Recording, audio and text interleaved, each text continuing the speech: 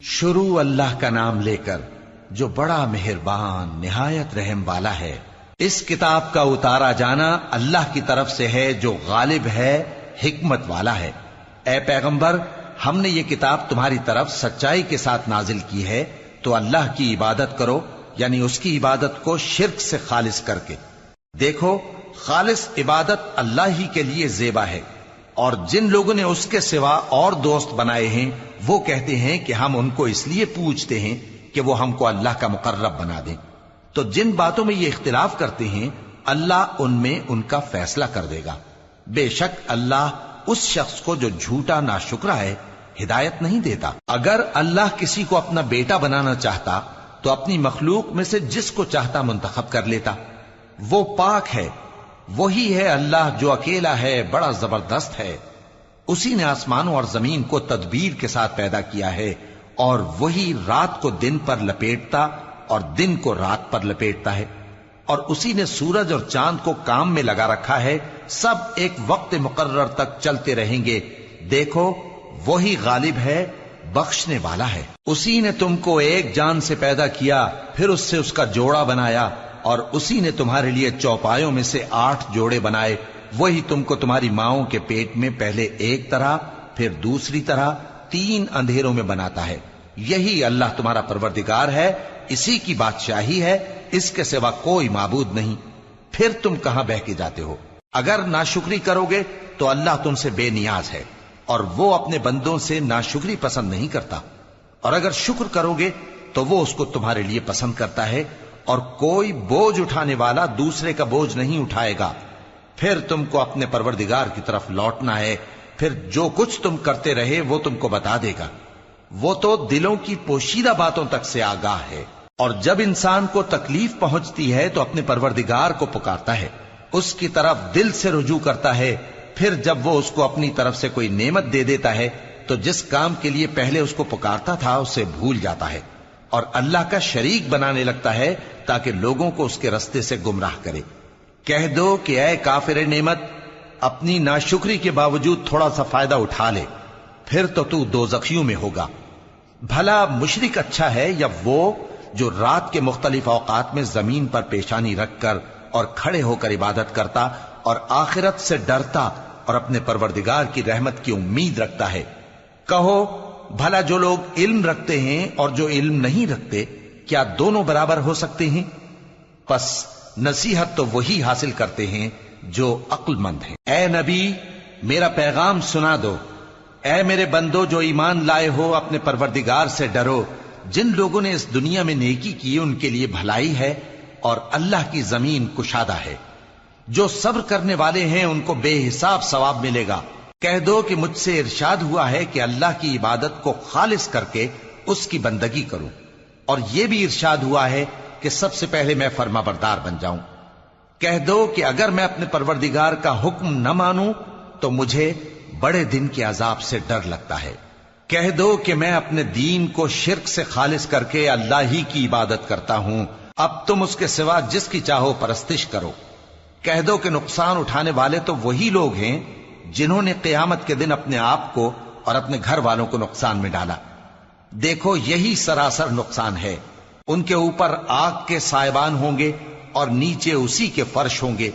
ये वो अजाब है जिससे अल्लाह अपने बंदों को डराता है कि ऐ मेरे बंदो, मुझी से डरते रहो। और जिन्होंने इस बात से परहेज किया कि बुतों को पूजें और अल्लाह की तरफ रुजू किया, उनके लिए बिशारत है। तो मेरे बंदों को बिशारत सुना दो जो बात को गौर से सुनते हैं, फिर सबसे अच्छी बातों की पैरवी करते हैं। यही वो लोग हैं जिनको अल्लाह ने हिदायत दी, और यही अक्ल वाले हैं। भला जिस शख्स पर अजाब का हुक्म सादिर हो चुका हो, तो क्या तुम उसे जो दोजख में पड़ा हो निकाल सकते हो? लेकिन जो लोग अपने परवरदिगार से डरते हैं उनके लिए ऊंचे ऊंचे महल हैं जिनके ऊपर बालाखाने बने हुए हैं और उनके नीचे नहरें बह रही हैं। ये अल्लाह का वादा है, अल्लाह वादे के खिलाफ नहीं करता। क्या तुमने नहीं देखा कि अल्लाह आसमान से पानी नाजिल करता, फिर उसको जमीन में चश्मे बनाकर जारी करता, फिर उससे खेती उगाता है जिसके तरह तरह के रंग होते हैं, फिर वो तैयार हो जाती है। बस तुम उसको देखते हो कि जर्द हो गई है, फिर उसे चूरा चूरा कर देता है। बेशक इसमें عقل والوں کے لیے نصیحت ہے۔ بھلا جس شخص کا سینہ اللہ نے اسلام کے لیے کھول دیا ہو سو وہ اپنے پروردگار کی طرف سے روشنی پر ہو، تو کیا وہ سخت دل کافر کی طرح ہو سکتا ہے؟ پس ان پر افسوس ہے جن کے دل اللہ کی یاد سے غافل اور سخت ہو رہی ہیں، اور یہی لوگ سراسر گمراہی میں ہیں۔ اللہ نے نہایت اچھی باتیں نازل فرمائی ہیں، یعنی کتاب جس کی آیتیں باہم ملتی جلتی ہیں اور دہرائی جاتی ہیں۔ جو لوگ اپنے پروردگار سے ڈرتے ہیں ان کے بدن کے رونگٹے اسے سن کر کھڑے ہو جاتے ہیں، پھر ان کی کھالیں نرم ہو جاتی ہیں اور دل بھی نرم ہو کر اللہ کی یاد کی طرف متوجہ ہو جاتی ہیں۔ یہی اللہ کی ہدایت ہے، وہ اس سے جس کو چاہتا ہے ہدایت دیتا ہے، اور جس کو اللہ گمراہ رہنے دے اس کو کوئی ہدایت دینے والا نہیں۔ بھلا جو شخص قیامت کے دن اپنے چہرے پر برے عذاب کو روکتا ہو، کیا وہ ویسا ہو سکتا ہے جو چین میں ہو؟ اور ظالموں سے کہا جائے گا کہ جو کچھ تم کرتے رہے تھے اب اس کے مزے چکھو۔ جو لوگ ان سے پہلے تھے انہوں نے بھی تکذیب کی تھی، تو ان پر عذاب ایسی جگہ سے آ گیا کہ ان کو خبر ہی نہ تھی۔ پھر ان کو اللہ نے دنیا کی زندگی میں رسوائی کا مزہ چکھا دیا، اور آخرت کا عذاب تو بہت ہی بڑا ہے۔ کاش یہ سمجھ رکھتے۔ اور ہم نے لوگوں کے سمجھانے کے لیے اس قرآن میں ہر طرح کی مثالیں بیان کی ہیں تاکہ وہ نصیحت حاصل کریں۔ یہ قرآن عربی ہے جس میں کوئی عیب اور اختلاف نہیں، تاکہ وہ ڈر مانے۔ اللہ ایک مثال بیان کرتا ہے کہ ایک شخص ہے جس میں کئی آدمی شریک ہیں مختلف مزاج کے، اور ایک آدمی پورے کا پورا ایک شخص کا غلام ہے۔ بھلا دونوں کی حالت برابر ہے؟ نہیں، الحمدللہ، مگر یہ اکثر لوگ نہیں جانتے۔ اے پیغمبر، تم بھی مرنے والے ہو اور یہ بھی مرنے والے ہیں، پھر تم سب قیامت کے دن اپنے پروردگار کے سامنے جھگڑو گے۔ پھر اس سے بڑھ کر ظالم کون جو اللہ پر جھوٹ بولے اور سچی بات جب اس کے پاس پہنچ جائے تو اسے جھٹلائے۔ کیا جہنم میں کافروں کا ٹھکانہ نہیں ہے؟ اور جو شخص سچی بات لے کر آیا اور جس نے اس کی تصدیق کی وہی لوگ متقی ہیں۔ وہ جو چاہیں گے ان کے لیے ان کے پروردگار کے پاس موجود ہے۔ نیکوکاروں کا یہی بدلہ ہے، تاکہ اللہ ان سے برائیوں کو جو انہوں نے کی دور کر دے، اور نیک کاموں کا جو وہ کرتے رہے ان کو بدلہ دے۔ کیا اللہ اپنے بندے کو کافی نہیں؟ اور اے نبی، یہ تم کو ان لوگوں سے جو اللہ کے سوا ہیں یعنی غیر اللہ سے ڈراتے ہیں، اور جس کو اللہ گمراہ رہنے دے اسے کوئی ہدایت دینے والا نہیں، اور جس کو اللہ ہدایت دے اس کو کوئی گمراہ کرنے والا نہیں۔ کیا اللہ عزت والا بدلہ لینے والا نہیں ہے؟ اور اگر تم ان سے پوچھو کہ آسمانوں اور زمین کو کس نے پیدا کیا تو کہہ دیں گے کہ اللہ نے۔ کہو کہ بھلا دیکھو تو جن کو تم اللہ کے سوا پکارتے ہو، اگر اللہ مجھ کو کوئی تکلیف پہنچانی چاہے تو کیا وہ اس تکلیف کو دور کر سکتی ہیں؟ یا اگر وہ مجھ پر مہربانی کرنا چاہے تو کیا وہ اس کی مہربانی کو روک سکتے ہیں؟ کہہ دو کہ مجھے اللہ ہی کافی ہے، بھروسہ رکھنے والے اسی پر بھروسہ رکھتے ہیں۔ کہہ دو کہ اے قوم، تم اپنی جگہ عمل کیے جاؤ، میں اپنی جگہ عمل کیے جاتا ہوں۔ ان قریب تم کو معلوم ہو جائے گا کہ کس پر عذاب آتا ہے جو اسے رسوا کرے گا، اور کس پر ہمیشہ کا عذاب نازل ہوتا ہے۔ ہم نے تم پر یہ کتاب لوگوں کی ہدایت کے لیے سچائی کے ساتھ نازل کی ہے، تو جو شخص ہدایت پاتا ہے تو اپنے بھلے کے لیے، اور جو گمراہ ہوتا ہے تو گمراہی سے اپنا ہی نقصان کرتا ہے۔ اور اے پیغمبر، تم ان کے ذمہ دار نہیں ہو۔ اللہ لوگوں کے مرنے کے وقت ان کی روحیں قبض کر لیتا ہے، اور جو مرے نہیں ان کی روحیں سوتے میں قبض کر لیتا ہے۔ پھر جن پر موت کا حکم کر چکتا ہے ان کو روک رکھتا ہے، اور باقی روحوں کو ایک وقت مقرر تک کے لیے چھوڑ دیتا ہے۔ جو لوگ غور و فکر کرتے ہیں ان کے لیے اس میں نشانیاں ہیں۔ کیا انہوں نے اللہ کے سوا اور سفارشی بنا لیے ہیں؟ کہو کہ خواہ وہ کسی چیز کا بھی اختیار نہ رکھتے ہوں اور نہ کچھ سمجھتے ہی ہوں تب بھی کہہ دو کہ سفارش تو سب اللہ ہی کے اختیار میں ہے، اسی کے لیے آسمانوں اور زمین کی بادشاہت ہے، پھر تم اسی کی طرف لوٹ کر جاؤ گے۔ اور جب ایک اکیلے اللہ کا ذکر کیا جاتا ہے تو جو لوگ آخرت پر ایمان نہیں رکھتے ان کے دل گھٹ جاتے ہیں، اور جب اللہ کے سوا اوروں کا ذکر کیا جاتا ہے تو فوراً خوش ہو جاتے ہیں۔ کہو کہ اے اللہ، اے آسمانوں اور زمین کے پیدا کرنے والے، پوشیدہ اور ظاہر کے جاننے والے، تو ہی اپنے بندوں میں ان باتوں کا جن میں وہ اختلاف کرتے رہے ہیں فیصلہ کرے گا۔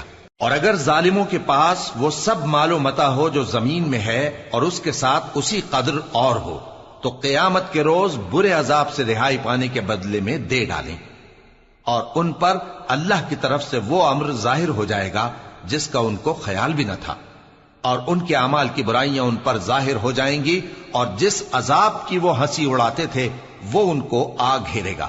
سو جب انسان کو تکلیف پہنچتی ہے تو ہمیں پکارنے لگتا ہے، پھر جب ہم اس کو اپنی طرف سے نعمت بخشتے ہیں تو کہتا ہے کہ یہ تو مجھے میرے علم و دانش کے سبب ملی ہے۔